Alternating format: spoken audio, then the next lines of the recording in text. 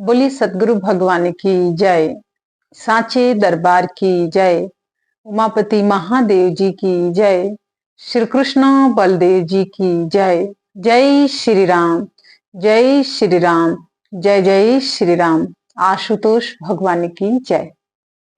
प्रिय भगवत प्रेमियों, हम सब बहुत ही भाग्यशाली हैं कि भगवान की कृपा से, परमात्मा की अनुकंपा से हम सबको सत्संग विचार समय समय पर श्रवण करने के लिए मिलता रहता है।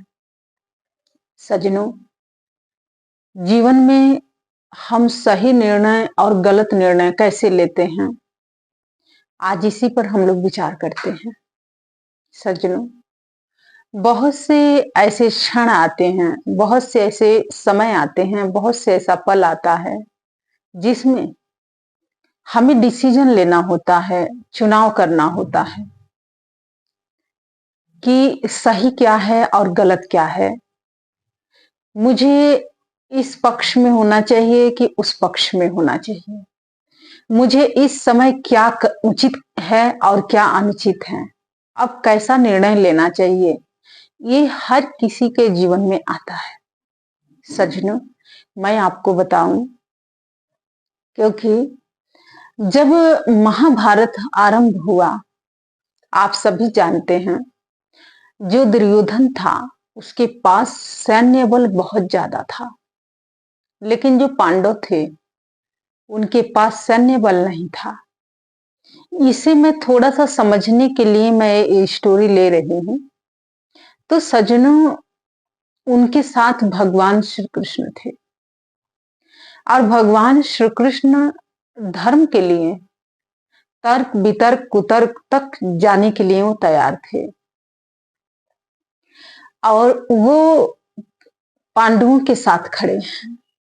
सज्जनों, दुर्योधन के पक्ष में भीष्म पितामह है, द्रोण है, अश्वत्थामा है, महारथी कर्ण जैसे योद्धा, कृपाचार्य, अनेक महारथी हैं कि ये लोग जहां खड़े हो जाते हैं वहां जीत ही जीत है, हार तो है ही नहीं। लेकिन सज्जनों, आज हमें विचार करना होगा, सुन के समझना होगा कि व्यक्ति निराश कैसे होता है, हताश कैसे हो जाता है और अनुचित निर्णय कैसे ले लेता है, गलत कैसे करता है। इसी पर आज हम चर्चा करेंगे। द्रोण को मारना इतना आसान नहीं था, आप सभी जानते हैं। लेकिन जब सेना मरती जा रही थी पांडवों की, तो भगवान श्री कृष्ण को चिंता हो गई कि जब तक द्रोण नहीं मरेंगे तब तक ये नरसंहार नहीं रुकेगा, क्योंकि पांडवों के भी गुरु हैं और कौरवों के भी गुरु वही हैं, दोनों के गुरु वही हैं और उस राज्य के तरफ से वो लड़ रहे थे, राजधर्म निभा रहे थे। वो जानते थे कि दुर्योधन गलत है, लेकिन कहते हैं कि राजधर्म जो होता है, तो वो राज्य के लिए लड़ रहे थे, दुर्योधन के लिए पर्सनल नहीं लड़ रहे थे वो। और सज्जनों, इधर जो युधिष्ठिर हैं उनके शिष्य हैं, वो गुरु बहुत अच्छे से जानता है कि मेरा शिष्य कौन कैसा है। ये किसी को बताने की जरूरत नहीं होती है, गुरु स्वयं निरीक्षण परीक्षण कर लेता है और वो जानता है कि किसके अंदर कितनी सत्यता है और किसके अंदर कितना असत्यता है, अर्थात कितना झूठ है। और सज्जनों, वो जानते थे कि जो युधिष्ठिर हैं वो कभी झूठ नहीं बोलते हैं। और भगवान श्री कृष्ण ने कई बार युधिष्ठिर जी के पास जाते हैं, समझाते हैं, लेकिन जो युधिष्ठिर हैं उन्होंने कहा कि नहीं, मैं झूठ के सहारा नहीं ले सकता हूं, चाहे मुझे राज्य मिले ना मिले, लेकिन मैं झूठ के सहारा नहीं ले सकता हूं। चाहे मुझे घर से बेघर हम हैं ही, मैं राज्य से भी निष्कासित निकल जाऊंगा, मुझे वो स्वीकार्य है, लेकिन मैं झूठ का सहारा नहीं ले सकता हूं। तो भगवान श्री कृष्ण ने एक नीति बनाया। नीति तो आप सभी समझते हैं क्योंकि निर्णय पहले हो चुका होता है और वो आपको पता नहीं है। आपको क्या लगता है, कोई आपके पास आता है, कुछ कह के चला जाता है, कुछ बता के जाता है, इसका तात्पर्य क्या है? क्या आपने कभी समझने का प्रयास किया? नहीं। तो आज आपको समझना होगा, क्योंकि निर्णय पहले लोग कर लेते हैं और विचार बाद में करते हैं, जब उसका रिजल्ट आता है तब। ऐसे ही वो निर्णय पहले हो चुका था, लेकिन जैसे जैसे घटनाएं घट रही थी वैसे विचार किया जा रहा था। तो निर्णय तो पहले ले लिया गया था, अब कुछ हो नहीं सकता है। अब बाद में विचार करके भी व्यक्ति क्या कर सकता है? पछताने वाली बात है। पछतावा के अलावा और क्या हो सकता है?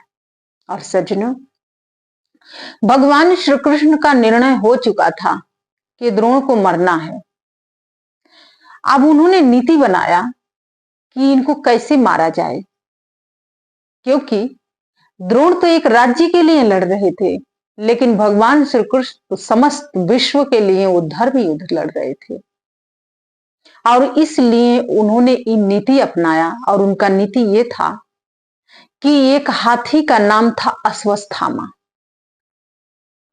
उस हाथी को मार दिया गया और उसके बाद युधिष्ठिर को बताया गया कि आपको गुरुदेव से जाके कहना है, द्रोण से कहना कि अश्वत्थामा मारा गया।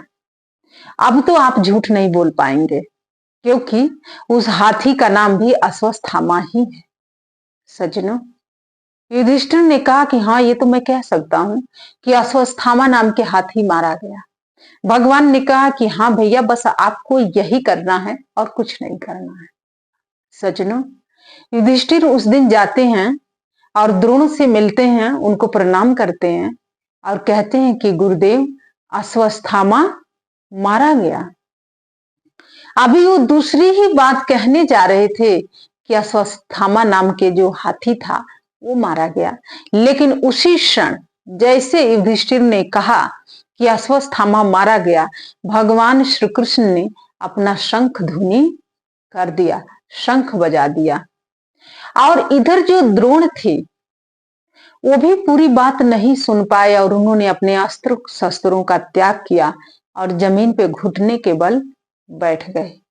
सज्जनों, इस घटना से आज हमें यह समझना है कि अगर आपके घर में, आपके जीवन में, आपके पास, या मैं कहूं कि आज के समय में ये जो सोशल मीडिया है, अर्थात जो मोबाइल है, आप जानते हैं पहले लोग इतना चस्का नहीं रखते थे, न न्यूज के, न सीरियल के, न मूवीज के, न किसी अन्य चीज के। बहुत रेयर लोग जो होते थे वो पेपर पढ़ते थे, बहुत कम।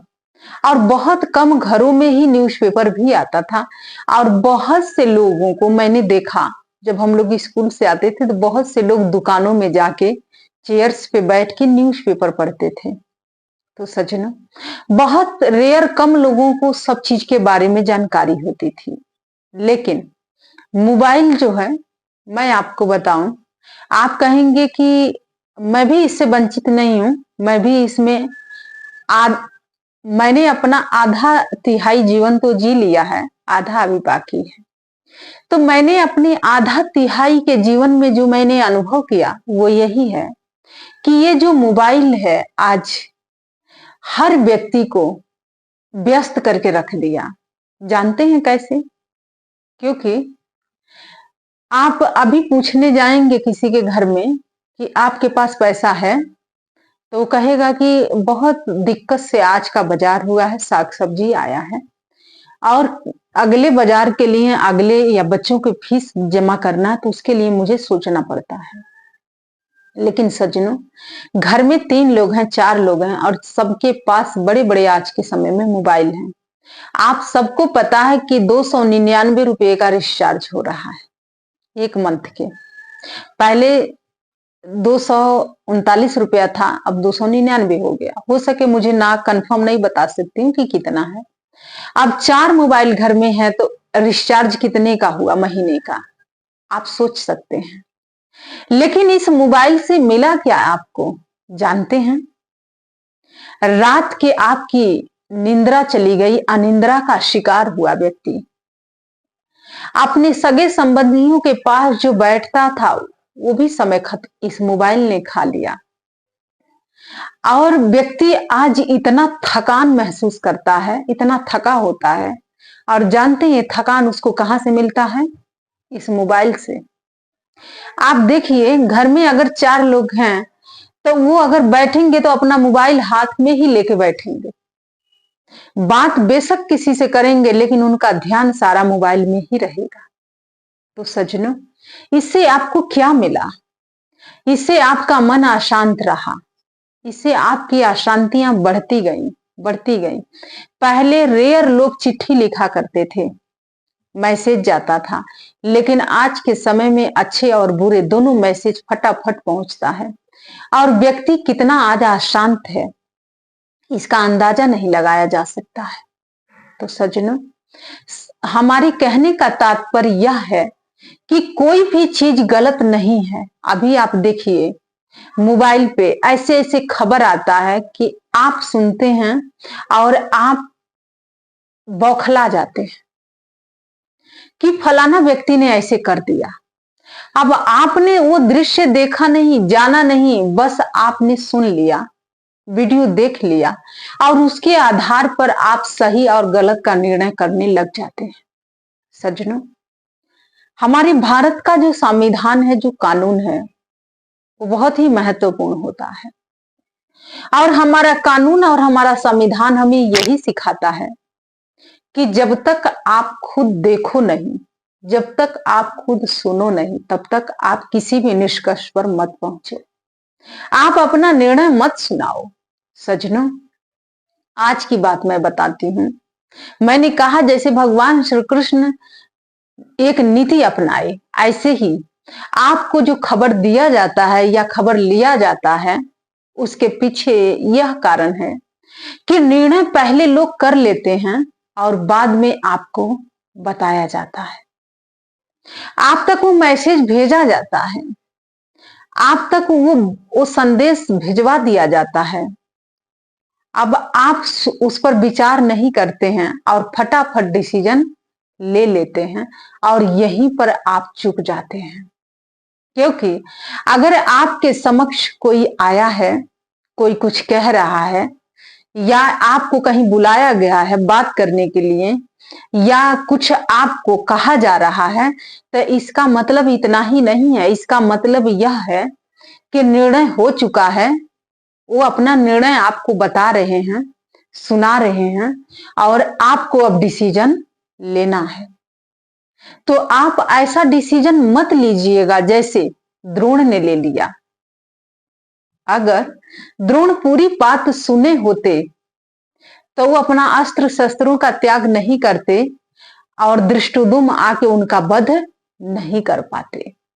तो सज्जनों, आधा अधूरी जो जानकारी होती है वो बहुत खतरनाक होती है, और जब तक पूर्णता आप अस्वस्थ मत हो जाइए तब आप किसी निष्कर्ष पर पहुंचिए, नहीं तो बाद में जब आप उन बातों को सुनेंगे तो विचार करेंगे तो बहुत पछताएंगे, और पछताने के बाद कुछ मिलता नहीं है। आपका मनोबल कम होता जाएगा, आपकी आत्मशक्ति में वृद्धि नहीं होगी, कम पड़ता जाएगा।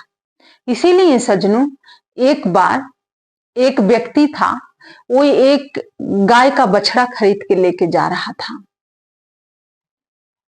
तो जब वो लेके जा रहा था तो 4-5 लोग थे, उन लोगों ने निर्णय कर लिए थे कि इससे ये गाय का बछड़ा हमें लेना है, लेकिन कैसे लेना है। अब वो 4-5 लोग जो मिलकर निर्णय किए थे, उनका निर्णय यह था कि तुम लोग 4 लोग जो हो वो 4 जगह पर जाके खड़े रहना, और ये व्यक्ति इसी मार्ग से जाएगा, और 2 किलोमीटर पर 3 किलोमीटर पर इससे मिलना और कहना कि ये गाय का बछड़ा नहीं है, ये तो बकरी है, और बड़ा स्वस्थ बकरी है, कितने में खरीदे हो। सज्जनों, उन चारों ने ऐसे किया और जो मास्टर माइंड था, जो उनको बता रहा था, वो लास्ट में खड़ा था और वो लोग आपस में वो पांचों मिल के निर्णय कर चुके थे। और जब ये जो व्यक्ति था वो गाय का बछड़ा लेके जब जा रहा था, तो जो पहला व्यक्ति उससे मिला तो उसने कहा कि अरे ये बकरी तो बड़ा तंदुरुस्त दिख रही है, बहुत अच्छी दिख रही है, कितने के खरीदे हो? तो उस व्यक्ति ने सुना तो उसने कहा कि नहीं नहीं महोदय, ये बकरी नहीं है, ये गाय का बछड़ा है। तो वो पहले व्यक्ति ने कहा अच्छा अच्छा, पर लग तो रहा है गाय के, बकरी जैसे लग रहा है, बछड़ा जैसे तो नहीं लग रहा है। वो अपना काम किया और वहीं से वो वापस हो गया, चला गया। अब जिसके पास वो गाय का बछड़ा था वो आगे बढ़ा और जब बढ़ते कदमों से उसके दिमाग में विचार आया कि बड़ा बेतुका व्यक्ति है, हमारे पास तो गाय का बछड़ा है, लेकिन ये तो कह रहा है कि बकरी है, इसको क्या बकरी दिखाई दे रही है? सजना, जैसे 1 किलोमीटर आगे गया दूसरा व्यक्ति मिला उसे और उसने कहा कि अरे ये बकरी तो बड़ा तंदुरुस्त दिख रही है, बहुत अच्छा दिख रही है, क्या इसे तुम बेच सकते हो? वो जो व्यक्ति था जो गाय के बछड़े को लेके जा रहा था, उसने कहा अरे महोदय, ये बकरी नहीं है, ये गाय का बछड़ा है और मैं इसे खरीद के लेके जा रहा हूं। तो उसने कहा कि कितने में खरीदे हो? तो उसने कहा कि मात्र 100 रुपया में। आप जानते हैं पुराने जमाने में 100 रुपया बहुत होता था। तो उसने कहा अच्छा अच्छा, 100 रुपये का है, अच्छा ये बात है। अब उसने अपना काम किया और वो भी निकल गया। अब जो ये व्यक्ति गाय का बछड़ा जो लेके जा रहा था, अब सोचने लग गया कि अरे मेरे हाथ में तो गाय के बछड़े की रस्सी मैंने पकड़ा है, लेकिन ये दोनों व्यक्ति मुझे बकरी क्यों कह रहे हैं? आप देखिए, निर्णय पहले हो चुका है, लेकिन अब आपको विचार दिया जा रहा है। 2 किलोमीटर आगे गया, तीसरा व्यक्ति उसे मिला और उसने कहा कि अरे भाई, ये बकरी तो बहुत अच्छी दिख रही है और कहां लेके जा रही हो? अब वो जो व्यक्ति था उसने कहा कि ये बकरी नहीं है, ये गाय का बछड़ा है। तो उस व्यक्ति ने कहा कि अच्छा अच्छा, मुझे तो ऐसे लग रहा है गाय बकरी है, गाय का बछड़ा नहीं दिख रहा, बड़ा तंदुरुस्त, लेकिन हाँ बकरी जैसे ही दिख रहा है। अब वो भी कह के अब ये चारों अपना काम कंप्लीट किए सब और अपने अपने रास्ते हो गए। अब जो मास्टर माइंड था, अब अब वो अंत में खड़ा था। अब जो ये व्यक्ति था जिसने 100 रुपए में गाय के बछड़े को खरीदा था, उसने सोचा कि हो सके ये बछड़ा ना हो, गाय बकरी ही हो। और उसने तो पूछा है कि कितने के खरीदो, मैंने बोला 100 रुपया। तो वो मुझे 20 रुपया देने के लिए कह रहा था, लेकिन मैंने उसको दिया नहीं। हो सके मैं घर पहुंचते पहुंचते मैं कहीं घाटे में न पहुंच जाऊं, उधर मेरे घर वाले मुझे जीने नहीं देंगे। सजनों, आप देखिए, है बछड़ा, लेकिन लोगों ने उस बछड़े को बकरी कैसे बना दिया। और सजनों, उसके बाद वो जो मास्टर माइंड था, वहां तक जब वो व्यक्ति पहुंचा तो उसने कहा कि अरे भाई, आप कहां से आ रहे हैं? बड़ा बहुत बड़ा बकरा है तो आपके पास, और कितने में बेचेंगे आप इस बकरे को? तो उस व्यक्ति ने कहा कि अरे भाई, ये बकरा नहीं है, लेकिन तुम सब कह रहे हो तो ये बकरा है, लेकिन है गाय का बछड़ा। लेकिन तुम लोगों के कहने पर मैं इसको बकरा कह रहा हूं। और उसने कहा कि 100 रुपये में खरीदा था मैंने, लेकिन एक मुझे 20 रुपया दे रहा था। उसने कहा मैं 20 तो नहीं, लेकिन आपको 40 दे सकता हूं। उसने सोचा हो सके मैं घर पहुंचते पहुंचते ये सही में बछड़े से बकरा ना बन जाए, और जो भी ये 40 रुपया मिल रहा है ये भी ना मिले, इससे अच्छा मैं सौदा यही कर लूं। और सजनों, उस व्यक्ति के पास बछड़ा था, लेकिन उसने बकरे के दाम पर 40 रुपये में उस बछड़े को बेच दिया और वो मास्टर माइंड ले लिया। हमारे कहने का भाव मात्र इतना है, समझाने का तात्पर्य यही है, और आपको समझना होगा कि ऐसे मास्टर माइंड हर जगह पर बैठे हुए हैं। निर्णय पहले वो लोग कर चुके हैं और अब आपको वो लोग आपको बकरा बनाने के लिए अब आपके समक्ष बात रखी जाती है। तो कुल मिला के बात यह है कि आप अपने पर, अपने विचारों पर स्थिर रहिए, क्योंकि अगर किसी के वो बछड़ा है लेकिन कोई कहे कि वो बकरा है, तो बछड़ा बकरा कैसे बन सकता है?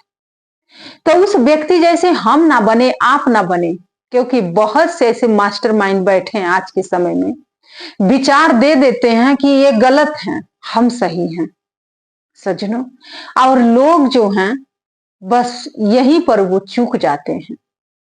आपने कभी दोनों पक्ष की बात तो सुना ही नहीं, और तीसरे के कहने पर आप फटाक से अपना निर्णय दे देते हैं और डिसीजन ले लेते हैं, और यहीं पर आप चूक जाते हैं। तो सज्जनों, आप अगर ऐसे मास्टरमाइंड से बचना चाहते हैं तो पहली बात तो यह है कि आप निरख परखिए कि अगर आपके पास कोई आया है और कोई कुछ कह के जा रहा है तो क्यों जा रहा है।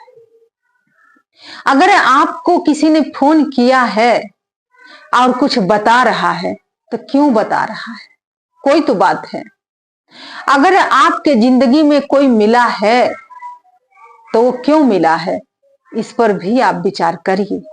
अगर आप विचार नहीं करेंगे तो द्रोण के जैसे आप एक दिन अपना सारा अस्त्र शस्त्र त्याग करके और घुटने के बल आपको बैठना पड़ जाएगा और शत्रु आपके शीश काट के ले जाएंगे।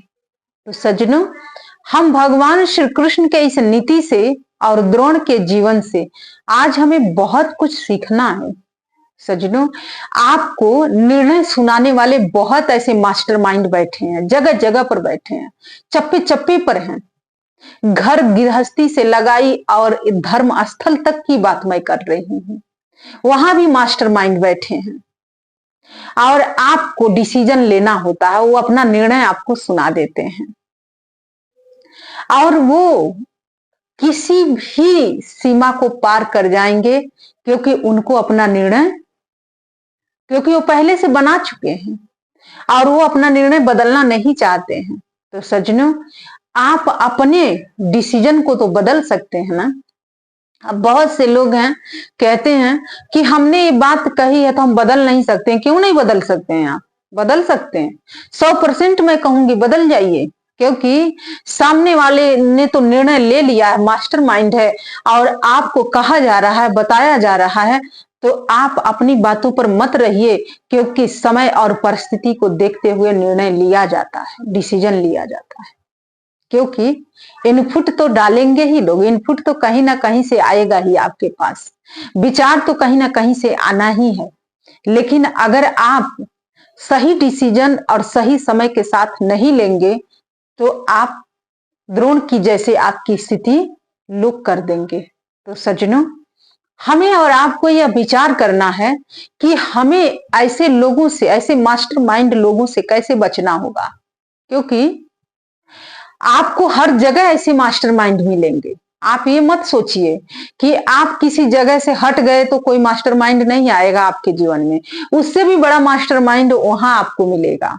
तो सज्जनों, ये कुल मिला के बात मेरे समझाने का तात्पर्य ये की ही है कि आप डिसीजन जल्दी मत लेना, क्योंकि अगर आपने जल्दीबाजी में डिसीजन लिया तो वहीं पर आप चुक जाएंगे और ये लोग उसी मौके का फायदा उठा लेंगे। तो ये कुल आपके ऊपर है, आप सबकी बात सुनिए, आप विचार करिए, आप निष्कर्ष तक पहुंचिए कि क्या सही है, क्या गलत है, क्या मेरे लिए उचित है, क्या अनुचित है, क्या मेरे लिए अच्छा है और क्या बुरा है। उसके बाद आप जाके कहीं और समय लगाइए निर्णय लेने में। ऐसे इतना जल्दी निर्णय मत लीजिए, क्योंकि जो मास्टरमाइंड हैं उनके लोग चप्पे चप्पे पर बैठे हैं, जगह जगह पर बैठे हैं, आपको नीचा गिराने के लिए, आपको नीचा दिखाने के लिए, आपको नीचे पहुंचाने के लिए। और सज्जनों, क्योंकि उन्होंने तो निर्णय पहले से अपने निर्णय पर कायम है, बने हुए हैं, लेकिन अब समझना आपको है। तो सज्जनों, आपके जीवन में कोई आता है या आपसे कोई मिलता है या आपसे कोई कहता है कुछ, तो विचार अवश्य किया करिएगा, क्योंकि ऐसे ना तो कोई मिलता है और ना कोई कुछ ऐसे कहेगा और ना कोई ऐसे कुछ आपको देगा। ये संसार की रीत है। क्योंकि मैंने अपना आधा तिहाई जीवन जीने के बाद मेरा ये तजुर्बा है, मेरा ये अनुभव है जो आज मैं आपसे शेयर कर रही हूँ। क्योंकि आपके पास अगर कोई आ रहा है तो कुछ तो बात है, ऐसे नहीं आएगा वो। अगर आपसे कोई कुछ कह रहा है तो ऐसे नहीं, भावुकता बस नहीं बात करनी है। और सज्जनों, मैंने ये भी देखा है कि कई बार लोग किसी से हंस के बात कर लेते हैं तो सामने वाला यह सोचता है कि ये मुझे पसंद कर रहे हैं। ये भी एक मूर्खता है। अरे हंस लिया, अब रो के तो आपसे नहीं बात कर सकता है ना, चाहे वो लेडीज हो चाहे जेंट्स हो, चाहे कोई लड़की हो चाहे कोई लड़का है, चाहे कोई स्त्री है चाहे कोई पुरुष है। अगर उसने नॉर्मल भी तो हंस के आपसे बात कर लिया तो उसमें बुरा मानने वाला तो कोई बात ही नहीं है। आप उसको नॉर्मल बेस से भी देख सकते हैं, ले सकते हैं, लेकिन नहीं। अब यहां पर होता क्या है, लोग कहते हैं कि जरूर कोई बात है, आखिर उसी से हंस के वो व्यक्ति ने क्यों बात किया। सजनों, ऐसे अनफुट, ऐसे विचार आपके दिमाग में डाले जाते हैं, ऐसे विचारों से आपको घेरा जाता है और आपके मनोबल गिराया जाता है। और फिर एकदम से आप नहीं गिरते हैं, धीरे धीरे धीरे धीरे लोग आपको उस जगह पर पहुंचा देते हैं। जैसे उस व्यक्ति से बकरा नहीं था, वो बछड़ा था, लेकिन 4-5 लोगों ने मिलके कह के उस बछड़े को बकरा बना दिया, अंत में वो ले लिया। ठीक इसी प्रकार से आज के भी वर्तमान समय की स्थिति है। लोग बहुत कुछ कहते हैं, बहुत कुछ करते हैं, लेकिन उनका मकसद मात्र एक है कि हम कब ले लें, कब इनसे हम आगे बढ़ जाएं, कब इनसे हम क्या कर लें, कब इनकी हानि पहुंचा दें। सज्जनों, आपके अच्छे के लिए तो सिर्फ आपके भगवान ही सोच सकता है। ये जो मेरा अनुभव है, जो मैं अपने लाइफ में, जो मैंने अपना लाइफ जिया है, जो मैंने अपने जीवन को देखा है, मैं आज आपको बता रही हूं। क्योंकि आपके लिए भगवान ही एक अच्छा है इस संसार में, और वही आपके लिए अच्छा निर्णय ले सकता है, वही अच्छा आपको डिसीजन दे सकता है, और वही आपके लिए बेटर है। बाकी तो सब ऐसे ही लोग हैं, क्योंकि बिना स्वार्थ के कोई कुछ करता ही नहीं है, और ना बिना स्वार्थ के कोई आपके पास आता है। तो सज्जनों, आज भगवान श्री कृष्ण के एक नीति और द्रोण के एक अधीरता से हमें आज सीखना है कि कहीं ऐसा हम लोग ना कर दें, अपना अस्त्र शस्त्र ना फेंक दें। बहुत से लोग हैं इस समाज में, मास्टरमाइंड बैठे हैं, कहते हैं कि घर तो चले गए हो लेकिन कथा सत्संग मत करना, क्योंकि उनकी बपौती है कथा और सत्संग, सिर्फ वही कर सकते हैं और कोई नहीं कर सकता है। तो सज्जनों, आपके ये जो गुरु महाराज जी ने जो आपको सिखाया है, ये आपका अस्त्र और शस्त्र है, इसे आप कभी फेंकना मत, छोड़ना मत किसी के कहने पर। आप चाहे घर गृहस्थी में प्रवेश किए हैं, चाहे आप साधु बने हैं, चाहे आप कहीं भी हैं, अगर आप आश्रम होके रह के आए हैं और अगर आप घर गृहस्थी में भी प्रवेश किए हैं, तो आप कथा सत्संग करना बंद मत करिएगा। क्योंकि इस भारत में तकरीबन सभी लोग घर गृहस्थी बसा के ही कथा सत्संग कर रहे हैं, और आप टीवी के माध्यम से देख ही रहे हैं। तो किसी के कहने पर आप निर्णय मत लेना, क्योंकि ये मास्टरमाइंड लोग हैं, बैठे हुए हैं, डिसीजन इन लोगों ने ले लिया है, निर्णय कर चुके हैं, और अब आपको प्रेशर दिया जा रहा है, लोगों से कहवाया जाता है, फोन करवाया जाता है, अनेक ऐसे मुद्दा बनाए जाते हैं, ये चरित्रहीन हैं, तो ये ऐसे हैं, तो वो ऐसे हैं। अब आपको इतना मनोबल आपका ये लोग गिराना चाहते हैं, और यही चाहते हैं कि जैसे द्रोण ने घुटने के बल बैठ गए और मर गए, ऐसे ही आज के समय में भी मास्टरमाइंड बैठे हैं कि जहां आप घुटने के बल आए वहीं पर ये लोग अपना काम तमाम कर देंगे। तो इसीलिए ये लोग निर्णय पहले लेते हैं और आपको कहते हैं, और अब आपको विचार करना है। क्योंकि जो मैंने सीखा, जो मैंने अपने लाइफ में देखा वही आज मैं आपको बता रही हूँ, क्योंकि कई लोगों ने मेरे से इस बात पर जिक्र किया था, पूछा था कि दीदी हम आश्रम से आ गए हैं लेकिन हम कथा सत्संग कर रहे हैं, बहुत दिक्कत आ रही है, हमें ऐसा ऐसे कहवाया जा रहा है, कहा जा रहा है। तो सज्जनों, हम जो ये उत्तर दे रहे हैं सिर्फ उन्हीं को नहीं दे रहे हैं, सबको दे रहे हैं, क्योंकि कथा सत्संग भगवान की महिमा गाना कभी गलत नहीं हो सकता है। आप भगवान की महिमा गाइए, गुरु की महिमा गाइए, संतों की महिमा गाइए। हाँ, ऐसे मास्टरमाइंड लोगों से बच के रहिए, उनकी बात सुनिए, क्योंकि सुनेंगे नहीं तो समझ नहीं पाएंगे, और समझ नहीं पाएंगे तो आप इनके लिए कुछ कर नहीं पाएंगे। हम तो सबकी बात सुनते हैं, मेरे पास कोई अच्छा बुरा कोई भी आ जाए, मेरे से बात करता तो मैं उसको पूरा समय देती हूँ, सुनती हूँ। भाई जब आप सुनेंगे नहीं तो फिर समझेंगे कैसे, कब समझेंगे? तो आपको सुनना होगा, और सुनता वही है जिसके अंदर धैर्य होता है। तो आप धैर्यवान बनिए और द्रोण के जैसे मत बनिए, क्योंकि द्रोण गुरु होते हुए भी अधीरता का परिचय दिए और उन्होंने अपने अस्त्र शस्त्रों का त्याग कर दिए और मृत्यु का वरण किए। तो ऐसा नहीं करना है। भगवान ने आपको इस संसार में भेजा है, जीवन दिया है, तो आपके आने का उद्देश्य है इस संसार में, आप अपना उद्देश्य पूर्ण करिए। मरना तो सबको है, एक दिन सबको जाना है। जितनी सांसें लिखी हैं उतनी तो आपको लेनी पड़ेगी, और किसी मास्टर माइंड के बस में होके नहीं आपको निर्णय लेना है, किसी मास्टर माइंड के अंडर में रह के नहीं आपको कुछ करना। भगवान ने दुनिया बनाई है, जीवन मिला है, स्वतंत्र हैं आप, स्वतंत्रता से काम करिए। हाँ, कानून संविधान का इज्जत सम्मान करिए, उससे बाहर जाके कुछ मत करिए, क्योंकि यही आपके लिए ठीक होगा। क्योंकि कानून का हम सम्मान करते हैं, आदर करते हैं, इज्जत करते हैं, क्योंकि कानून से बढ़ के कोई नहीं है। तो सज्जनों, यही कुछ विचार थे आज के, जो मैं आपके समक्ष उपस्थित हुई थी कि जीवन क्या है, जीवन में हम कहाँ कब चूक जाते हैं और कब कहाँ सही निर्णय लेना होता है, ये हमें समझना होगा और जानना होगा। तो आइए मैं अपने विचारों को विराम देती हूँ, और ऐसे मास्टरमाइंड से हम सभी बचे रहें, सुने लेकिन उनसे बच के रहें, और भगवान से प्रार्थना करें कि इनकी बुद्धि में भी सुधार हो और इन्हें भी अपनी गलतियों का एहसास हो, और ये भी आए हैं इस संसार में तो कभी ये भी मनुष्य बन जाएं, साधक तो नहीं बने, मनुष्य बन जाएं। तो सज्जनों, आइए भगवान के चरणों में जय घोष अर्पित करते हैं। तब बोलिए भगवान श्री कृष्ण की जय, उमापति महादेव जी की जय, गुरुदेव भगवान की जय। जय श्री राम, जय श्री राम, जय जय श्री राम। धन्यवाद।